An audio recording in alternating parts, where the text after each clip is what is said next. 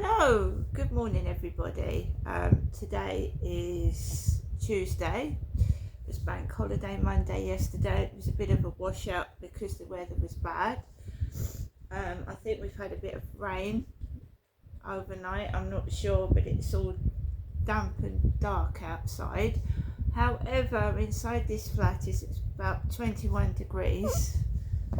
21 degrees, so it's warm. It's warm. So I've got up this morning just after 8 and I've made my herbal tea and I've fed my pets.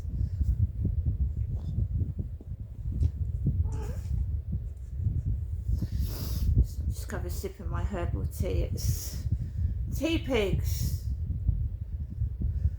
lemon,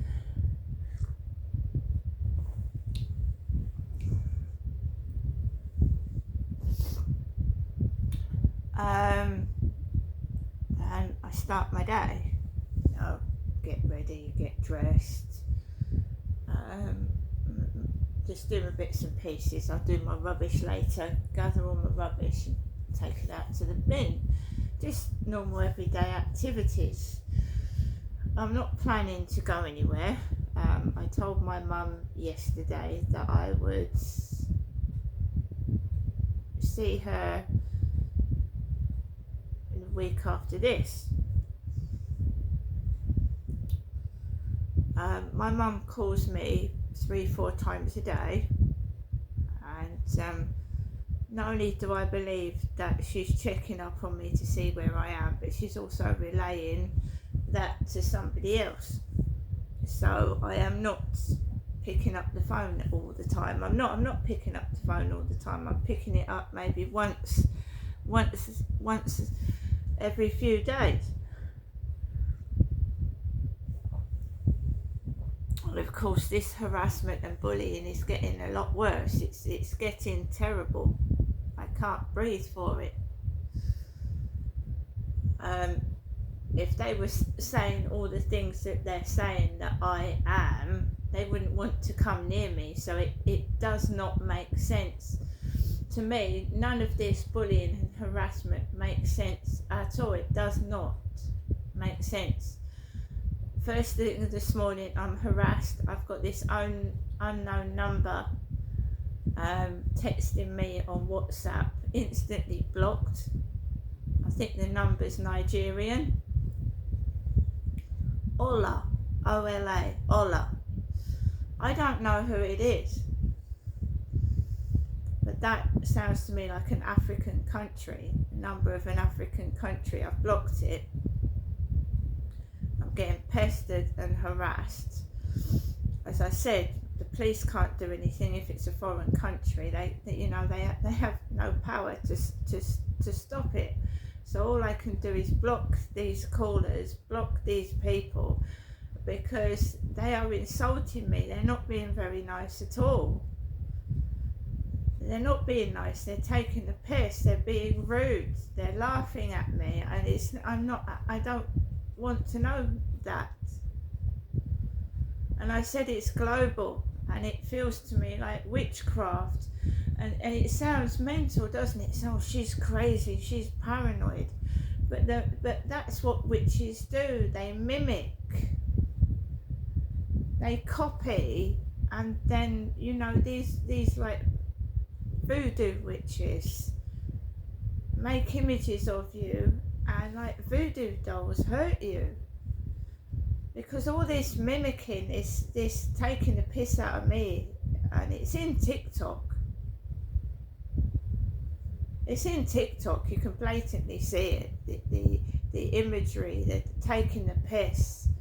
They're stealing my content. They take my videos and they rip them and they spread them around everywhere. And it's worldwide, it's global, and I'm sure it's been done to other people as well, that other countries are mocking me, taking the mickey. And it does feel like witchcraft. And as you know, there are witches worldwide. There's not just in Great Britain, there's witches everywhere. Witches witches' covens and witches.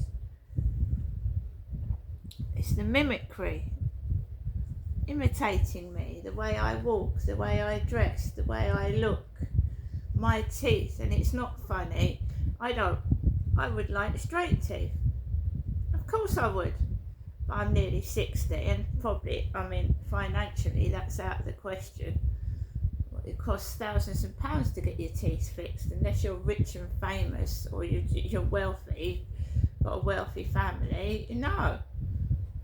So they just take the piss, which is cruel and nasty, and I'm not having anything to do with it. They can piss off, and this has been going on since I was a child, because doctors, dentists have done nothing to help me at all, especially the dentistry, when I was a kid, because I've had these teeth since my second teeth came through. Since I lost my baby teeth. So why haven't they done anything to fix them? It's also pure neglect. It's neglect, and they don't want that to come out. So they are being cruel and nasty to me, thinking that if they mock my looks, I'm going to stay indoors and keep my mouth shut. But I'm not. I'm going to keep going. It's absolutely relentless bullying. It's torture. It's cruelty. And you will never ever hear of anything like it at all, and they don't want it to come out, and it is witchcraft and devil worship, because my mother said my dad was Satan, and I don't care what she says. If she denies that she said it, I know that she said it. And I will swear on the Holy Bible that she said it. I will swear on anyone that she said that my dad was Satan. So it's devil worship, and it's witchcraft, and it's terrible abuse, absolutely, involving children as well. It's absolutely disgusting. And now we have a disaster in the news, the Liverpool disaster. I don't think anyone, fortunately, has passed away, but several people were hurt, and some seriously. Dreadful disaster. And I said last night, as the days unfold, like many disasters we've had of people passing on, Nicola Bulley,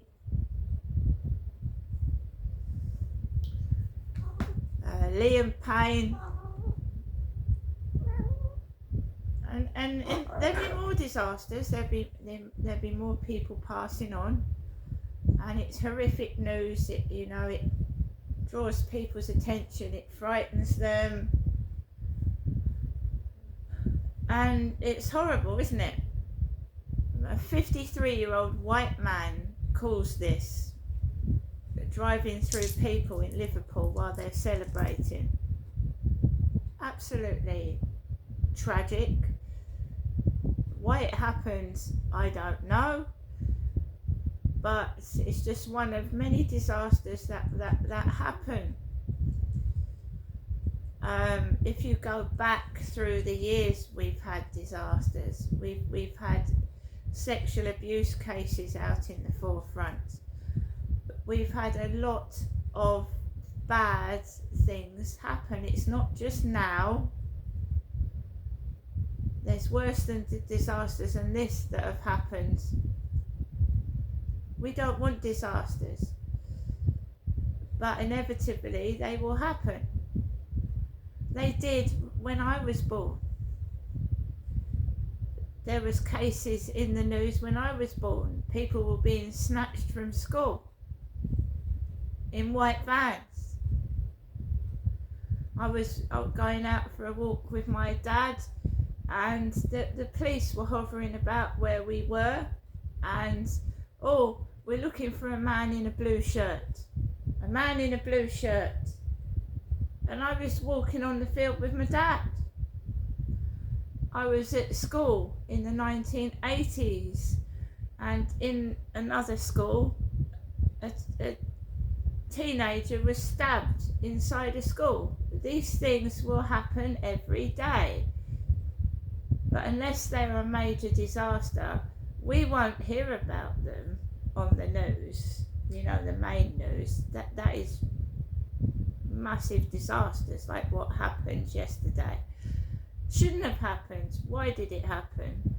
They need to look into it, at why it happened, and it's probably someone else with mental health issues that's been left to just, you know, sit indoors, get really, you know, wound up and go and do something stupid.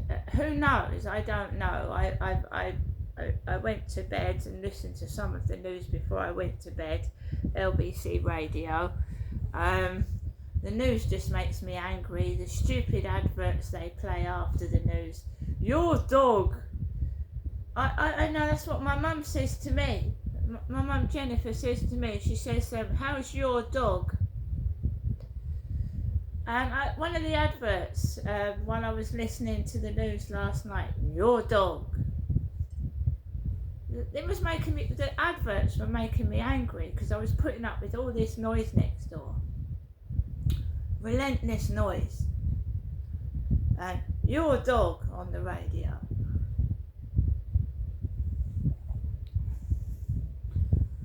Switch it off, take deep breaths, and sit down, and then turn the radio on when the adverts are finished. It's either about funerals, teeth. Now we've got your dog advert. Irritating adverts. And one of the presenters was just going, and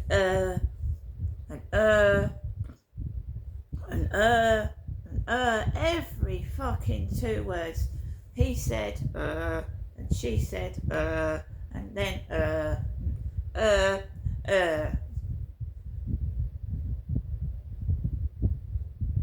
What the fuck is going on? I woke up years ago and I am not listening to their bullshit. I don't believe half the stuff that is fed to me through the newspapers and the media. I don't believe it. Tik Tok is an absolute joke. I probably will not be live streaming, and I don't care whether they're all in there taking their clothes off. There's a woman on there dressing in suspenders and stockings and showing herself off. No violations. She's just being sexually provocative on TikTok.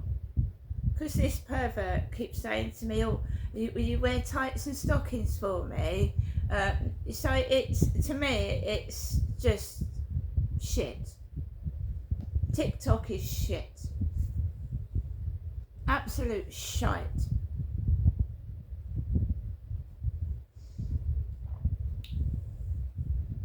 It's some twat. If you think taking the piss out of me is going to get you dirty photographs, you're very mistaken. It might have worked a few years ago, but not now.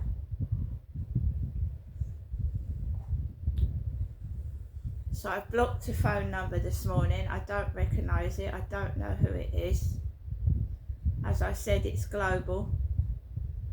They've been making money out of me, taking the proverbial piss out of me. And I'm not feeding their piss takes. I'm not feeding it. I should sit in my flat and I should just rest, and I will not give them anything. When you've really, people don't believe me, but it's absolutely true. Piss take, global piss take.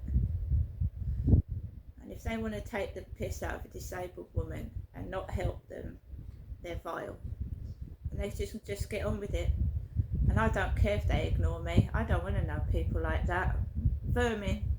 Absolute vermin. I'd rather be on my own. I'm thriving on my own. My hair's got longer. I'm eating and I'm looking after myself, because all they do is interfere and make you feel like shit. You can't eat. They bully, make you feel ugly, they're fucking disgusting. I hope they enjoy the rest of their lives in the misery that they deserve. All of them. Alexa, good morning. Good morning. This day in 1937 saw the opening of San Francisco's Golden Gate Bridge. Wonder why the iconic bridge is red?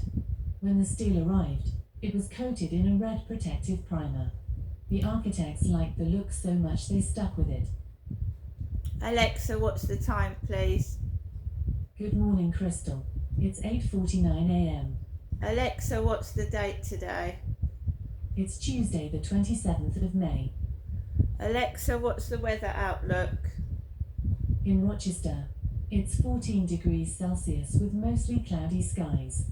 Today, you can expect showers, with a high of 17 degrees and a low of 13 degrees. Alexa, can you tell me a joke? How do you get a group of Pikachus onto a bus? Pokemon. And Alexa, what celebrities were born on this day? Celebrities born on the 27th of May include Henry Kissinger, Marjorie Taylor Greene, Christopher Lee, Matthias Kuna, and Jamie Oliver. Alexa, who is Jamie Oliver? Jamie Trevor Oliver Ossie is an English celebrity chef, restaurateur and cookbook author. He is known for his casual approach to cuisine, which has led him to front numerous television shows and open many restaurants. Alexa, how old is Jamie Oliver? Jamie Oliver is 50 years old. So guys, now I've found out what TikTok is doing, I don't want to earn money for them. Not interested. All these people talking to me, snoops, working for newspapers, magazines worldwide. They are stealing my content, they're taking the piss out of me, and I'm putting a stop to it.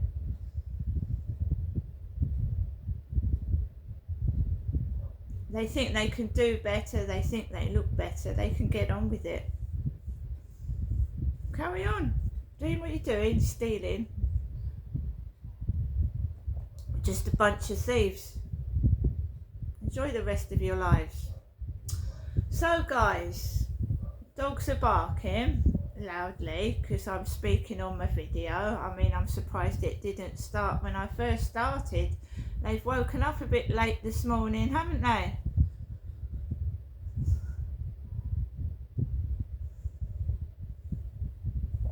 How would they like it if every day of their life they were taken the piss out of?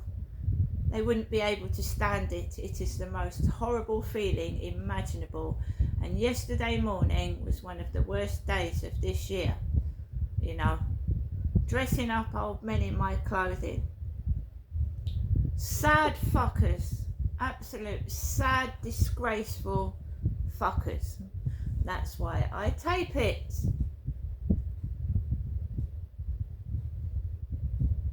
Nothing better to do with their sad, sorry life. And do any of them work?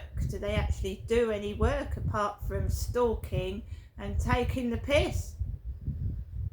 Because whenever I'm up, you know, there's people of working age, right? Nothing wrong with them walking around doing nothing.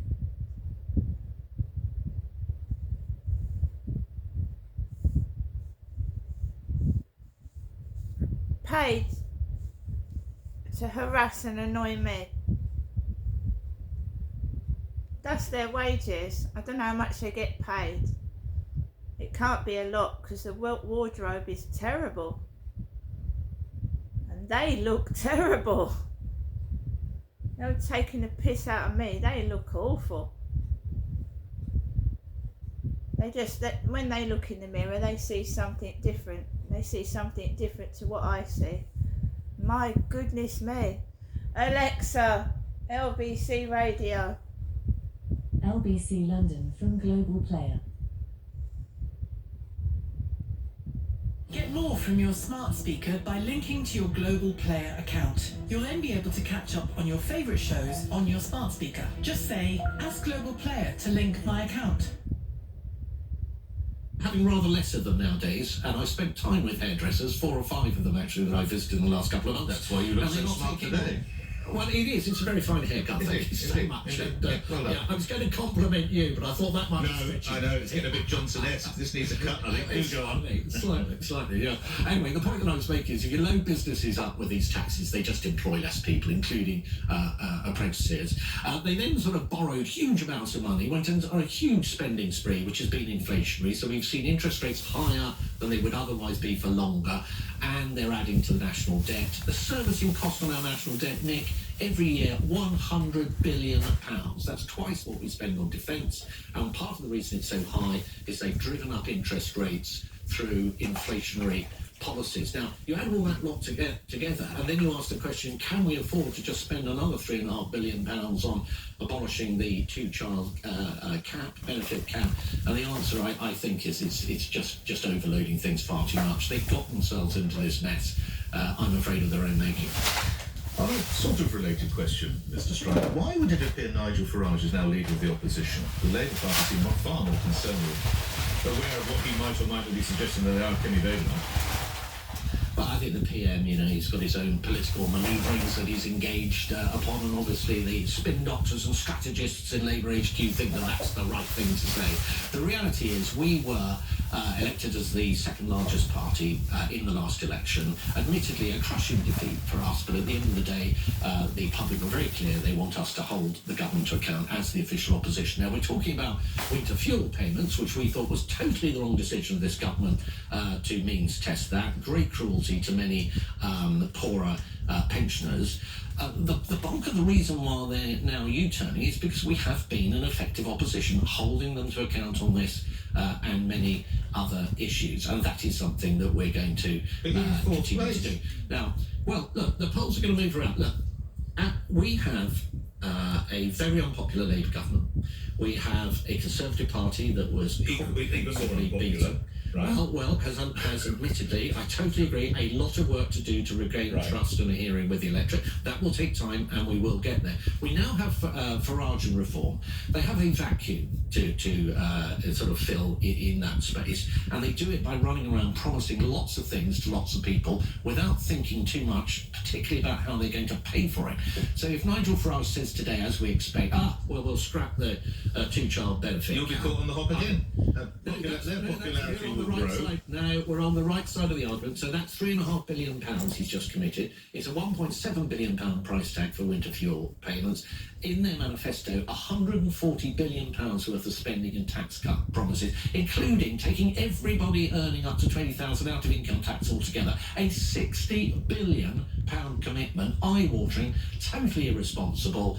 If you were anywhere near government trying to do that without a proper plan to fund it, we would all end up in a very dangerous place. And I don't say that lightly. That's just the simple facts. Lastly, you have an article in one of the newspapers today, the Daily Mail. Rachel Reeves has attracted some interesting nicknames down the, well, I was going to say years, not even years, is it down the months?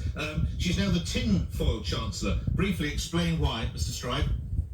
Well, because she's just basically zigzagging all over the place. I mean, take is that what tinfoil does? Payment. Well, it folds, doesn't it? She says she's the iron. It's also very tough. And to tend to heat. Oh, tinfoil, no. You take a sheet of it and rip it up into pieces, which is what she's doing to the economy.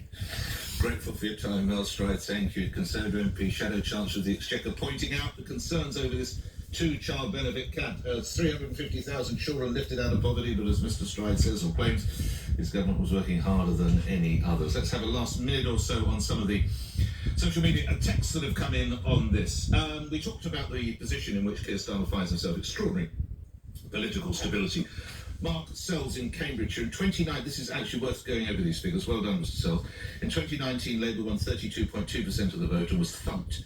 In 2024, they won 33.7%, i.e. 1.5 more, and enjoyed a landslide. The reason is obvious. Reform UK split the vote on the right, largely taking voters away from the Tories. It has suited both Reform and Labour for them to attack the Tories and not lay a glove on each other. Perhaps that mutual non-aggression pact is ending now.